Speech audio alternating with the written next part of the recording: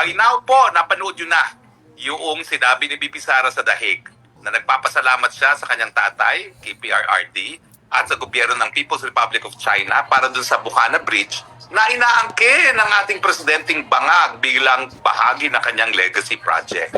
Ako, malinaw po nag-explanation ni BP Sara, no? Talagang kinakailangan po yung Bukana Bridge para maging viable yung coastal highway, no?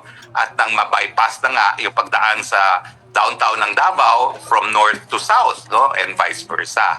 Wala silang sapat na salapi at hindi naman na pwedeng mabigyan ng budget ng DBM, kaya ang ginawa ni Tatay Digong ay humingi siya ng tulong sa mga Chino, no? At ito yung sa ilang mga proyekto na napondohan sa ilalim ng tinatawag nilang mga BRI initiatives ng China, no? Itong Bukana Bridge. Hindi ko po alam ano naman ang nakakain ng ating presidenteng bangag na biglang inangkin ang tulay na yan, nagpa-kending-kending pa doon sa tulay na yan, nagpa-picture-picture sa tulay na yan, at inangkin na kanyang legacy project. Dahil ba natapos sa kanyang termino? Well, pwede naman po yun, no? Pero wag naman niya sasabihin na legacy project niya. Kinakailangan, kilalanin naman niya na ang Tatay Digong ang humingi ng pondo sa China, ang nagbigay ng pera ay ang People's Republic of China. Paano niya aangkinin yun na hindi ginastusan ng gobyerno ng Pilipinas ang tulay na yon? Mga Chino na inaaway niya ang nagbigay ng pondo. Ano ba yan? Yan ang hirap kasi kapag nakikipag-away ka na walang dahilan. O ano ngayon, napahiya siya.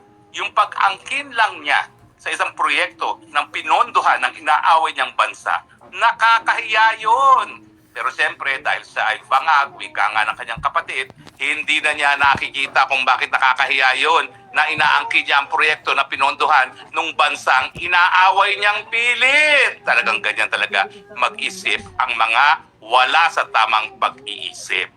In any case, angkinin man niya yan, nagpasalamat naman si BP Sara sa kanyang tatay dahil siyang humanap ng paraan para maging realidad yung tulay na yan. At nagpasalamat siya, mas importante, sa People's Republic of China.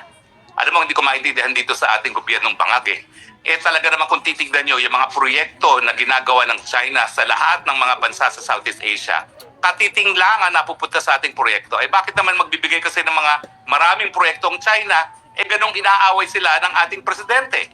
At bakit inaaway ang mga presidente natin? Dahil nga talagang kumikiling sa Amerika sa paniniwala na miski siya ay bangag, susuportahan siya ng mga Amerikano dahil pinapayagan ng presidenteng bangag ang paggamit ng ating mga base militar pag nagkaroon ng putukan, gerang putukan sa panig ng Amerika at ng China over Taiwan. Siyempre, matagal na nating sinasabi na wala naman tayong interes na makisali sa ganyang digmaan, no? Pero ang importante, makita, ma-realize ang lahat ng Pilipino kung anong nawawala sa atin.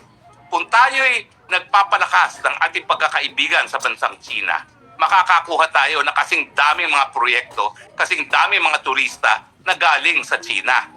Yung Thailand, nasa talaga sa totoo lang. I mean, gustong-gusto ko rin ng Thailand. Pero in terms of beauty, wala pong laban yung Thailand. 35 million tourists.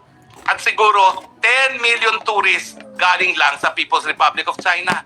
Mantakin nyo yung hanap buhay na nabibigay sa mga Chino ng 10 million tourists na magaling sa mainland China.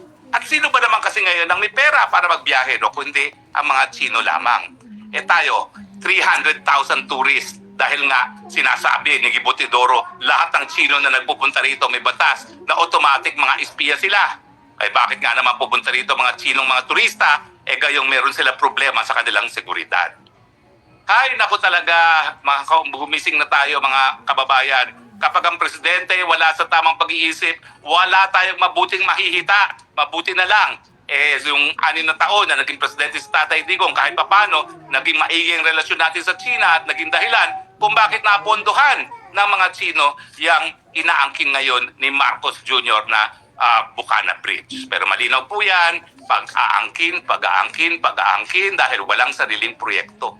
Bakit naman magkakaroon ng proyekto yan? Alam naman natin na 1 trilyon ang nawala sa pondo ng Kabanang Bayan, nakalaan sana sa flood control, linamon ng mga buwayang pinatataba ni Marcos Jr. para pumirma ng impeachment complaint laban kay Inday Sara Duterte. Yan naman pong realidad.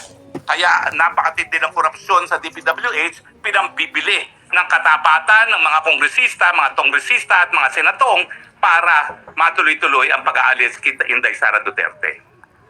Pagpapatuloy ko nga pala po yung mga detalye pa ng mga sinasabi sa akin na informante ko ng mga plano nila. Nung una, sinabi ko na sa inyo, tutuloy pa rin nila ang charter change dahil wala silang plano na bumaba sa pwesto ang Bangag Marcos Jr. pagdating ng 2028. At ang gagawin daw nila ay tatanggalin ang term limits. Okay, isa yan. Yung isa pang plano nila, gurgurin na ang oposisyon. At nabilang ko na nga po, sino bang gugurgurin nila? Tatlong mga nakaupong senador, apat pala. Lima na. Bongo, Bato, si Escudero, Joel Villanueva, at saka si Jinggoy Ejercito. O di ba? Pag nawala yung limang yan, 19 na lang ang natitira. At syempre, ibang mga senador dyan, matatakot, no? Ang matitira na lang sa minorya dyan, ilan na lang? Mawawala na si Bongo, si Bato, o si Jinggoy, o di ba? Pag nawala yan, o edi tatlong nawala na, no?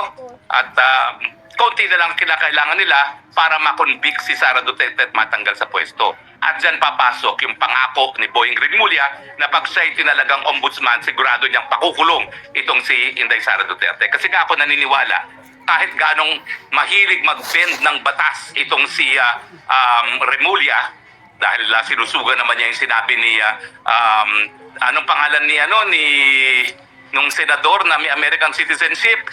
Ay nako, kahit anong sabihin niya na the law can be bended, at nagsang-ayon naman itong si Boying Rimulya, ang katotohanan, the law is the law. The law might be harsh, but such is the law. Dura lex sed lex, no? Pero yun nga po, dapat kung susundin ni ombudsman ang batas, hindi po pwedeng matanggal o hindi po pwedeng makasuhan ng kasong kriminal ang impeachable officer hanggang hindi sila natatanggal sa pwesto. Kaya nga importante sa kanila na bilin pa rin ang katapatan ng mga congressman. At kaya naman, napakadaming anomalya sa ating pantaunang budget. Now, hindi ko po alam kung talagang nasuri na ng mga Senado yung pantaunang budget natin para sa susunod na taon, no? Pero sa tingin ko, marami pa rin diyang nakapasok na mga kababalaghan. Sandali lang po ha, at merong mga nagpapadala sa akin ng mensahe, mga bagay-bagay. But anyway, gaya ng sinabi ko, kaya naman may korupsyon, kinakailangan nilang bilhin ang mga lagda ng mga congressman para tuluyan na nga ma-impeach si BP Sara. At ngayon, tingin ko, talagang binibigyan din nila ng pagkakataon ng mga senatong na kumita dahil kinakailangan nilang bilhin ang desisyon na guilty. At kapag natanggal na nga si BP Sara sa kanyang opisina, kakasuhan na. So yan po kanilang master plan. No? Pero ang nakakatakot, buti sana kung yan ang gagawin lang nila. Pero talagang sinabi ng informante ko, talagang may planong gurgurin. Now, bago ako magtapos, alam nyo, hindi ako pumapatol doon sa mga chismis-chismis tungkol sa mga personal na bagay-bagay na mga ginagawa di umano ng mga politiko. No? Pero kakaiba itong sinabi ni Dean Chase tungkol doon sa tubig. It's too big time, okay? Too big time. Well, sa akin po, ang konteksto naman yan, ang sabi ni Dean Chase, kasi nga po, yan ang nangyari sa isang sesyon ng pulboronic session at sila nagpupunta sa mga sex parties. Kung totoo yan, talaga nakakadiri po at talagang yan po ay nagdadagdag na naman sa ating sinasabi na walang karapatang manatili ang presidente ang isang nagpapatubig at saka yun nga, di umano ay gumagamit ng pinagbabawal na gamot. No? Mantakin nyo, anong mukhang ihaharap ng Pilipinas kung pagdating ng Disyembre sa susunod na taon, tayo pa rin, Disyembre ba o Setyembre, kailan ba yung ASEAN Summit? Tayo pa rin ang chairman ng ASEAN. Paano naman sasalubungin ng ating presidente na ganyan ang usapan na siya ay adik at mahilig sa tubig, tapos kakamay siya kay Donald Trump, tatamay siya sa bagong prime minister ng Japan at kung sino-sino pa. Sus Mario, sa mga Pilipino, bigyan nyo naman ng dignidad ang ating bayan at tanggalin na natin sa pwesto yan. Hindi ko po sinasabi na gumamit tayo ng dahas. Sinasabi ko, gamitin lang natin ang ating kapangyarihan bilang soberenyang taong bayan para sipain sa pwesto ang wala na sa tamang pag-iisip.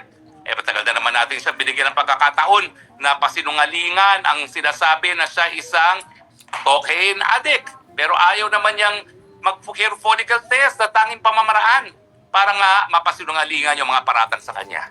Sa mga kaibigan ha, bigyan naman natin ang kahihiyan ng bansa natin at sana po ay gamitin na natin ang ating kapangyarihan bilang soberenyang people at tayo ay mag-people power na pangatlong beses dahil hindi tayo natututo sa ating kasaysayan, paulit-ulit, pwede ba, one last people power at hindi na natin sila pababalikin kahit kailan man.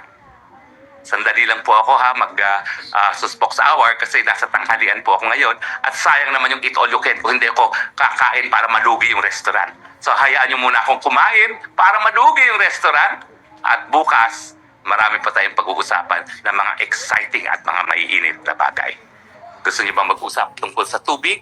Well, tatawagan ko pong mamaya-maya si Dean Chase at bagamat meron siyang broadcast tungkol doon sa Mr. Tubig, pahingi ng tubig, waiter, ay nagchismisan ko kayo kung may makuha ko kay Dean Chase.